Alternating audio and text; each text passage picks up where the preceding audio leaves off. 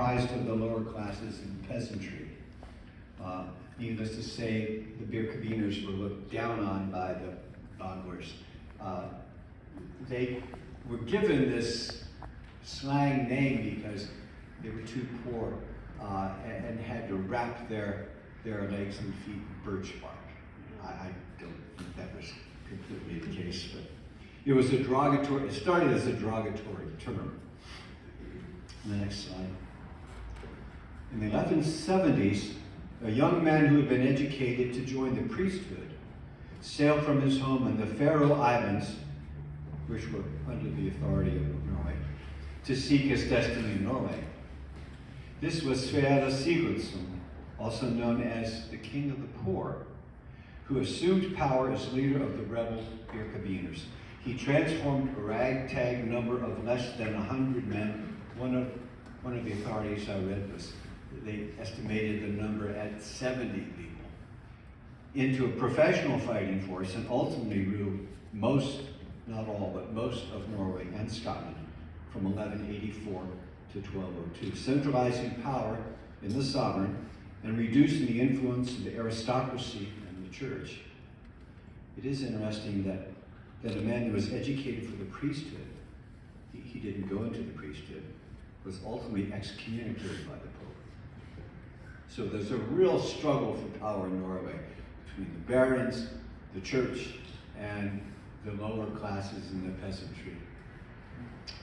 Just 2 years after the death of Sverre Sigurdsson, King Håkon Sverresson, in 1204, the throne was vacant.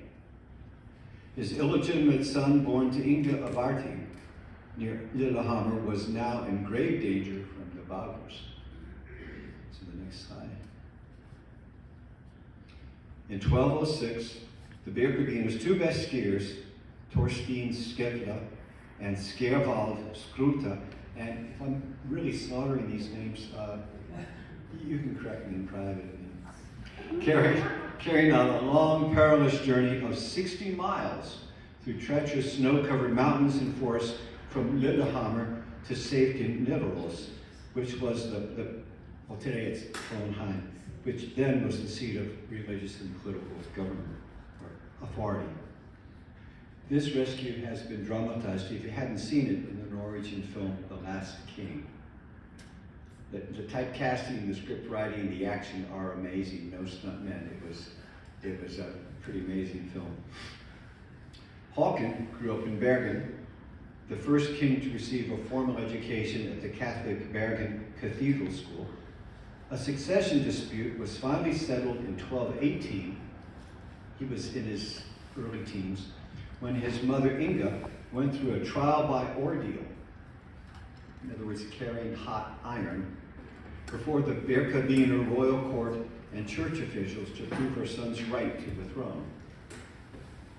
This mom was really dedicated to her son's ascension to the throne. Finally, in 1240, Håkon Håkonsson managed to become king of the United Norway. Håkon was a great king, ushering in an age of cultural flourishing and literature. This is the next slide. At the behest of his queen, Margaret, and his daughter, Princess Christina, Norse sagas were written down and illustrated. Håkon achieved recognition of Norwegian sovereignty over Greenland and Iceland, and established allegiances and personal correspondences with such figures as Pope Innocent IV and the Sultan of Tunis. Thus began the golden age of medieval Norway. Magnus, Håkon Håkonsson, was the youngest son of Håkon Håkonsson and his wife Margaret Skulasdottir. He was born in Tunsberg in May 1238 and spent most of his childhood in Bergen. 9 years later, his older brother, Håkon, died, and his father gave Magnus the title of king that same year. He wasn't functioning as king, but was given the title. Again, succession laws weren't in place, so it was real important that the rightful successor was designated. On 11th of September 1261, he married Ingeborg, the daughter of King Eric IV of Denmark, and shortly thereafter, King Eric of Denmark was assassinated, and Magnus never got the dowager, yeah. Thank you. I don't use that word very often. The dowry, never got the dowry. And I don't know if that was the source, but there was contention with Denmark for years following that. Magnus's father, King Haakon, died during a military campaign against the Scottish king over the Hebrides in the winter of 1263, and Magnus became ruler of Norway. So it'd be slide 8. So here we have Magnus, the front and back of Magnus' seal, and a period illustration of Magnus. He was a rare figure in the line of Norwegian kings, a king who did not go to war, who resolved conflicts through negotiation and settlement instead of violence. Under the Treaty of Perth with Scotland in 1266, he gave up claim to the Hebrides and the Isle of Man in exchange for the recognition of Norwegian rule over Shetland, the Orkney Islands, a large sum of silver, and yearly payments. In the 1260s, the border with Sweden was officially defined for the first time, and in 1269, he established good relations with, of all people, Henry III, King of England. It was a trade treaty, and with the Treaty of Winchester. Internally, Magnus, next slide, John. Internally, Magnus transformed the existing but fragmented legal system with a unified law code that eventually gave him the title of Magnus the Lawmender. The law of the land, as it was called, was the first law to apply to the entire kingdom of Norway, including the Faroe Islands and Shetland. Before the law of the land, the regional assemblies, the tings, had their own codes of law, which varied depending upon where you lived. With the introduction of the law of the land, Magnus Lagabot's Landlov, in 1274, all of the regional districts and their assemblies became subject to the same law. This was followed by a new law for the cities, Magnus Lagabot's Bylov, in 1276, and a modified version for Iceland in that same year. This guy was busy. What impressed me so significantly about this is the power that the barons had held for centuries. They were the kingmakers. And to yield that power to a national sovereign, that was very, very significant. The law of the land transferred the task of making the laws to the king. This is extremely significant considering, in light of the power and control that the aristocracy and church had yielded for centuries. His code introduced the concept that crime is an offense against the state rather than against an individual, restricting personal vengeance. It gave the king the right to tax, fine, and punish, but also to protect the most vulnerable members of society. Next slide. The laws of the land were created at the royal estate on Holmen, today's Bergenhus fortress, probably in the vault rooms of Håkonshallen, the great stone hall. Next slide. The law was laid out and dealt with 9 major areas of life and government. Number 1, assemblies, the tings, how they should function, who should attend, and even how they should get there. Number 2, Christianity, explanation of the Christian faith, the law of royal succession, which was the basis of a lot of the civil war that preceded this time in Norway, and then oaths of loyalty to the king. Number 3, defense, conscription of farmers and city dwellers for military service. Number 4, human inviolability, in other words, crimes against the individual, like murder, violence, slander, etc. The next, inheritance, rights of inheritance and succession, rules of governing marriage. And I can't find it anywhere in my notes, but I recall, Melody, as well, that the law of the land that was enacted by Magnus gave women the right of inheritance. Yes.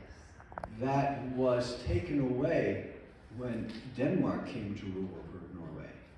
So, and wasn't restored till After. I think early in the 20th century. Yeah, Was after it? Sweden.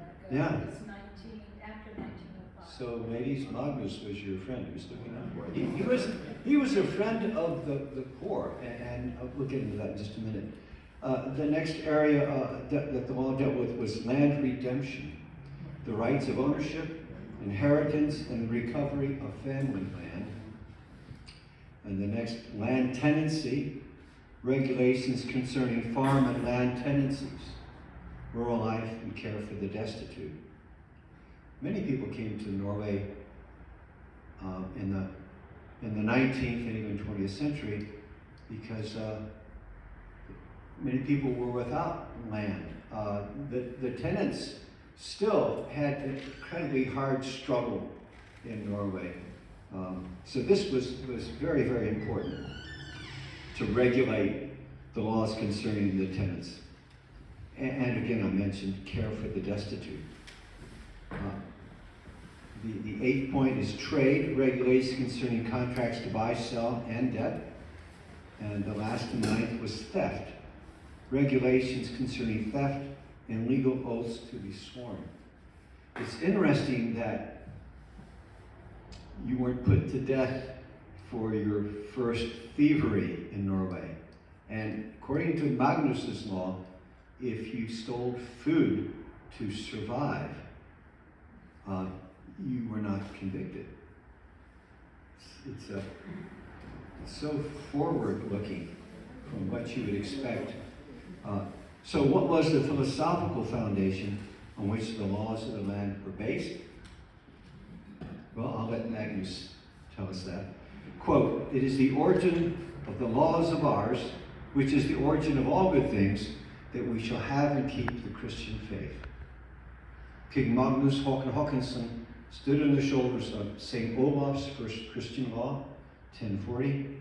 Christian law adopted from King Magnus IV, Erling's son, in the mid-1100s, and his father, Håkon Håkonsson. Unlike the Old Norse belief system, which was based on oral tradition, Christianity was a book-based religion. It was based on the Holy Scriptures written in ink on parchment. Written culture has the ability to preserve, standardize, and establish lasting norms for people. Religious and legal writings from Europe came to affect the lives of both the high and the low in Norway.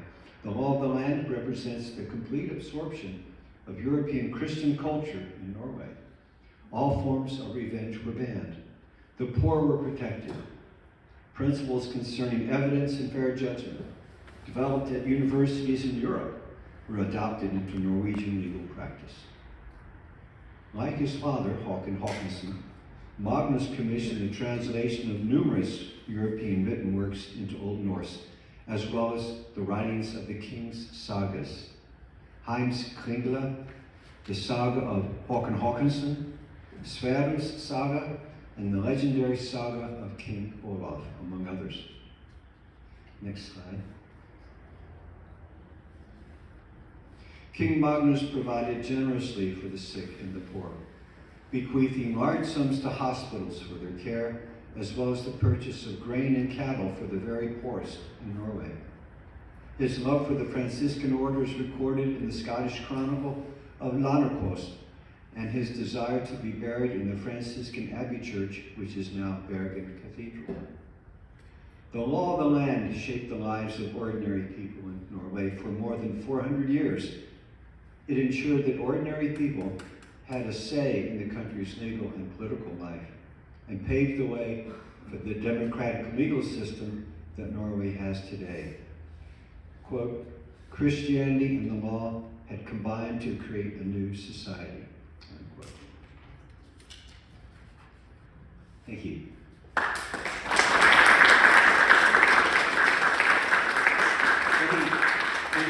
questions that perhaps I might have read the answers and didn't include them, please.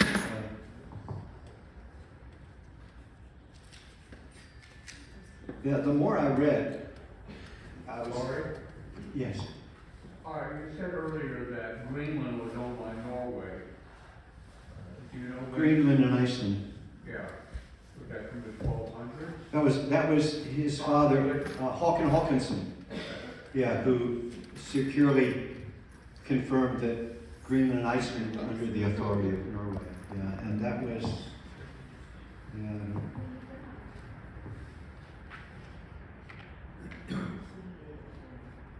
That was in the mid 1200s when Håkon Håkonsson achieved that.